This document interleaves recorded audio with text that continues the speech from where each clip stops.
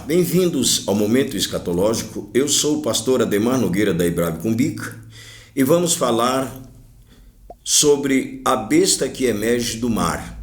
Está aqui no capítulo 13 do livro do Apocalipse. Vamos ver quem é esta figura enigmática aqui.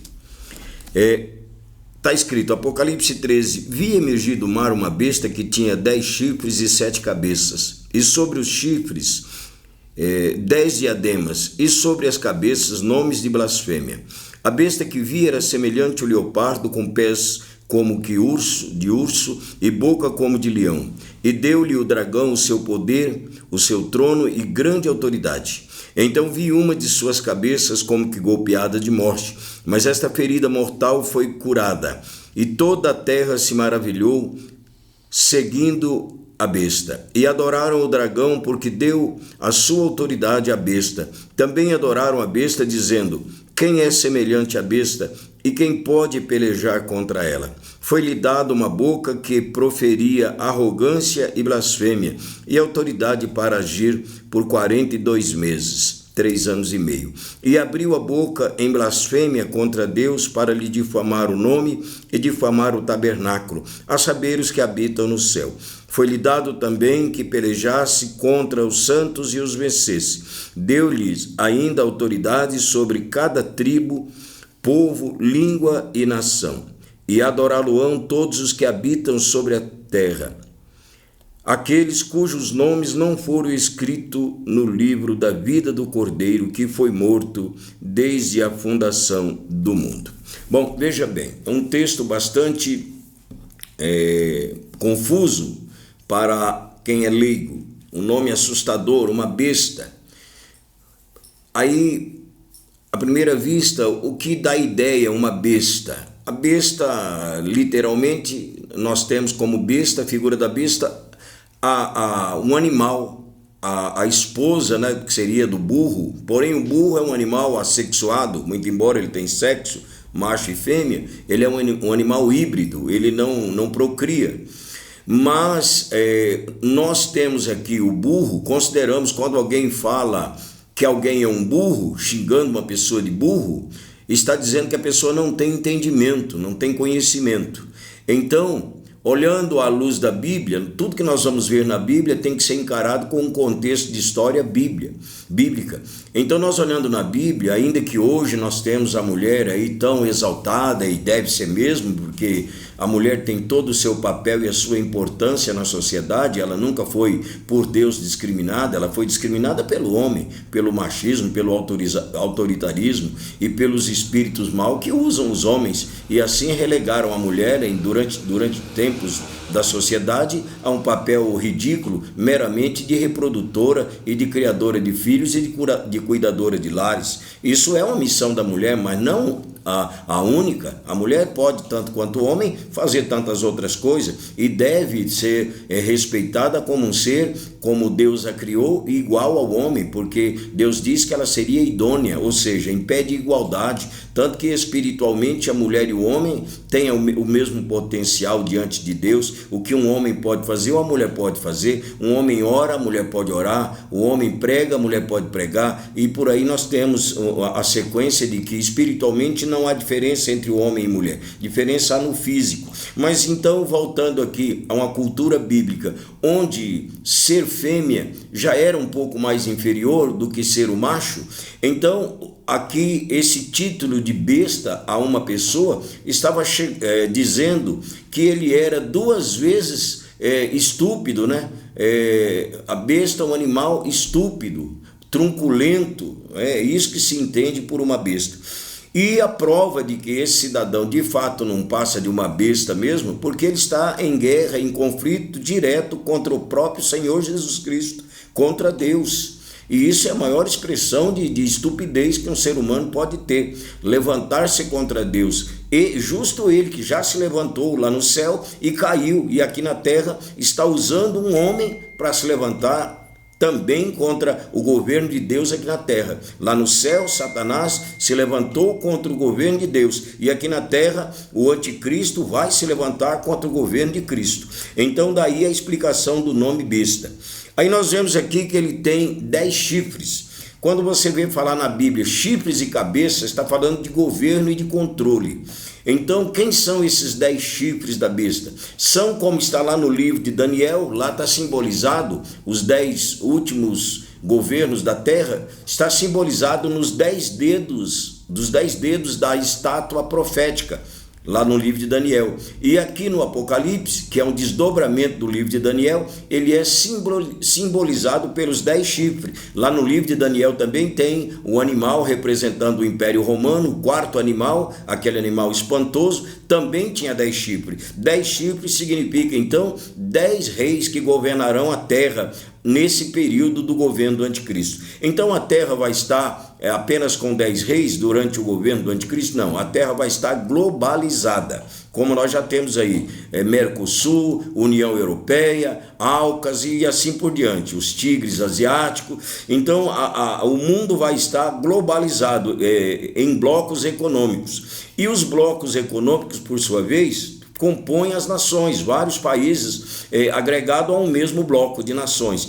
Então, o presidente, como aqui, não sei nem quem é o presidente do Mercosul atualmente, mas já foi o Lula, já foi o governo da Argentina, de 2 em 2 anos eles trocam o líder do grupo. Na União Europeia, a mesma coisa, de tempo em tempo eles mudam o líder, mas você vê que o líder daquele bloco, ele tem autorização dos demais para falar em nome dele. Então, o presidente desses 10 blocos de nação, 10 presidentes de 10 blocos englobarão o mundo inteiro naquele momento. E esses homens, como está lá no Apocalipse, no capítulo 17, verso 14, eles terão um só pensamento, que é dar o seu poder e a sua força política à besta. Então nós vemos que o mundo vai estar sendo governado durante esses 3 anos e meio último do tempo do pecado, governado por 10 reis. 10 líderes de blocos de nações. E o anticristo então influenciará esses 10 reis e tomará deles o poder através de acordos, como está lá em Daniel 7:25, que ele vai cuidar em mudar os tempos e as leis. Então, depois que ele coloca tudo a seu jeito, aí ele assume então o controle do mundo. Então está explicado o que é a besta. Besta, uma pessoa truculenta, estúpida e violenta, mas é um homem. Ao contrário de ser uma pessoa, humanamente falando, desse jeito, estúpida, pelo contrário, ele será uma pessoa muito requintada, muito fina, uma pessoa que com certeza vai impactar muitos com seus discursos inflamados. Ele é um magnetizador de massa, um orador inflamado. As pessoas o adorarão e o aplaudirão. Então ele não tem nada de feio nem de rude. Pelo contrário, é uma grande personalidade. O nome é apenas para identificar o caráter truculento e espiritual desse cidadão.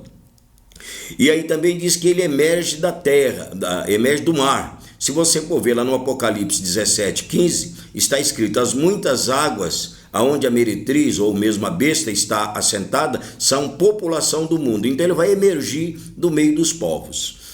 Aí nós vemos que ela era semelhante ao leopardo com os pés de urso. Se você olhar lá no capítulo 7 e a boca de leão, se você olhar no capítulo 7 de Daniel, você vai ver os governos ali simbolizados por leopardo, por urso, por leão. Nós vemos ali 4 animais identificando os 4 impérios mundiais. Então significa dizer que cada um, durante o período do governo do anticristo, nós vamos ter uma forma de governo semelhante ao babilônico. O leão representa o império babilônico, o urso representa o império medo-persa, e o leopardo representa o império grego. Então nós vamos ter um pouco de todos esses impérios aí, do babilônico, do grego, do medo-persa e também do Império Romano, uma vez que nós estamos vivendo dentro do Império Romano. Então, esse sistema de governo, sendo uma junção desses governos todos passados, por si só já vai falar de um governo muito truculento e muito ágil. O leopardo aqui é o mais rápido dos animais. Lá no livro de Daniel apresenta o Império Grego como um leopardo com 4 asas, ou seja, além de um animal ágil, que é o leopardo, ainda com asas que voa, de fato. Então, muita agilidade, muita destreza, tudo isso nesse governo, porque ele tem pouco tempo para agir. Então, continua dizendo aqui que ele terá estas coisas. Ele tinha também uma ferida mortal. A ferida mortal, porque, como está escrito aí ainda no verso 2, o dragão aqui é o próprio Satanás. Foi ele quem deu essa sua autoridade, o seu poder. Diz até mais, diz o seu trono para o político anticristo. Então ele aparece com a cabeça golpeada. Quando Cristo aqui esteve cumprindo a profecia de Gênesis 3,15, Cristo de fato esmagou a cabeça, ou seja, a cabeça mais uma vez fala de poder, esmagou o poder, quebrou o poder de Satanás. Mas durante aqueles 3 anos e meio, 42 meses, é como que se ele fosse curado, a ferida mortal foi curada, porque ele recebeu de novo autoridade e poder. Está escrito aí que ele recebeu, não é, a autoridade. A ferida foi curada, ele voltou a agir com plenos poderes e toda a terra se maravilhou seguindo a besta. E adoraram ao dragão, a Satanás. Os homens muitos estarão sabendo o que está acontecendo. Eles sabem que o poder miraculoso, o poder extraordinário do político anticristo é um poder sobrenatural. E sabem também que aquele poder não está vindo de Deus, está vindo do mal. Tanto que as tragédias que ele vai realizar, eles vão entender que aquilo vem do mal mesmo. Mas como o ser humano já tem nos nossos dias, nós temos igreja satânica aqui na nossa cidade, em São Paulo e outras grandes cidades, já tem templo satânico. O homem está disposto a adorar qualquer coisa, desde que lhe fascine as emoções e lhe cause algum favorecimento. E o anticristo ele vai fazer muito disso. O início do seu governo, ele vai agir como salvador da pátria, como alguém que vai fazer bem para muita gente. No livro de Daniel, capítulo 11, verso 37 até o 39, vai dizer que através de um Deus estranho, ou seja, um Deus que não é Deus, ele vai governar muitos. Ele não vai se envolver com mulheres, mas ele vai focar muito no mundo político. E diz lá no verso 39, e há aqueles que o apoiam, ele vai enganar com lisonjas e vai lhes repartir a terra por prêmios. Então o governo do anticristo na verdade será de 7 anos. Os primeiros 3 anos e meio ele vai usar para fazer conchavos, alianças políticas, como diz Daniel 9:27, lá diz assim, ele fará firme aliança com muitos, por uma semana lidiana, a última semana de Daniel. Na metade da semana, ou seja, passados 3 anos e meio, ele já chegou onde queria chegar, já tem todo o controle do mundo, aí ele rompe as alianças e de fato passa a revelar-se quem de fato ele é. E ele é uma pessoa terrível, um homem do mal, o próprio Satanás incorporado neste homem. E aí, como o problema, ele é um ser espiritual, e o maior problema de Satanás nunca foi com o homem, contra o homem, mas sim contra o próprio Deus. Está escrito no verso 5, foi-lhe dado uma boca que proferia arrogância e blasfêmia e autoridade para agir por 42 meses, 3 anos e meio, a segunda metade da grande tribulação. E ela abriu, a palavra está ela, né? Porque está falando da besta, mas na verdade é ele porque é homem. Abriu a boca em blasfêmia contra Deus para lhe difamar o nome e difamar o tabernáculo, a saber os que habitam no céu. Então, essas forças ocultas do mal têm como ponto primário de sua rebelião o próprio Deus. É a Deus, tanto que durante o governo do anticristo, o papel de Satanás é persuadir os homens a se levantarem contra o Cristo, porque ele, não sei de onde ele tirou a ideia, mas ainda hoje ele luta para depor o governo de Deus e o governo de Cristo. Foi isso o motivo da expulsão dele lá no céu. Ele foi expulso porque ele queria depor o governo de Deus e se estabelecer no lugar. Aqui na terra ele vai querer impedir Cristo de assumir o controle do mundo por 1000 anos e ele assumir o lugar. Mas como nós vemos lá no capítulo 19 do Apocalipse, ele não vai ter sucesso nenhum nisso, mas vai gerar toda essa desgraceira que o texto aqui nos mostra, né? E que o livro do Apocalipse todo, no seu desenrolar, nos aponta. Foi-lhe dado também que pelejasse contra os santos e os vencesse. Santos aqui nesse momento, irmão, não é a igreja, viu? No período da graça, quando você vem falando em santos, não está falando naquilo que a Igreja Católica estabeleceu como santo, gente que morreu e era muito boa e agora é adorada e etc e tal. Não, isso não tem nenhum fundamento bíblico, né?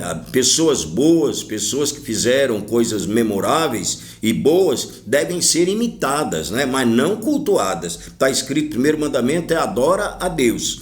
Então, tudo isso aí não tem nada a ver com os santos que a tradição secular apresenta. Mas no tempo da graça, os santos são aqueles que foram lavados e remidos pelo sangue de Cristo. Ou seja, a igreja de Cristo, os salvos, não são apenas os membros. Tem muita gente da igreja que não está salva, estão apenas frequentando a igreja.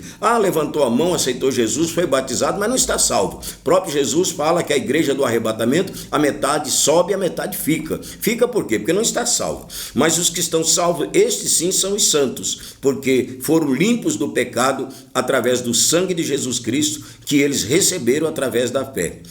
E aí então diz aí que o anticristo vai pelejar contra os santos. Então não é contra a igreja que nem passa pela grande tribulação, como já está explicado em outros textos, em outras mensagens que já ministrei, e a própria Bíblia mostra tudo isso. Os santos aqui é o povo judeu, o povo de Israel, o povo para quem esses 7 anos está existindo. A história da igreja, ela começou depois que Deus abandona Israel. Israel não quis receber o Cristo que Deus enviou para salvá-lo. O próprio Paulo fala, eu me viro para os gentios. Então, agora Deus deixa de tratar com Israel, está tratando com a igreja. Das 70 semanas profetizadas por Daniel, 69 já se cumpriu. Era tratamento de Deus com Israel. Terminou a 69 com a destruição de Jerusalém no ano 70 da nossa era. Aí Deus deixou de tratar com o judeu e passou a tratar com a igreja.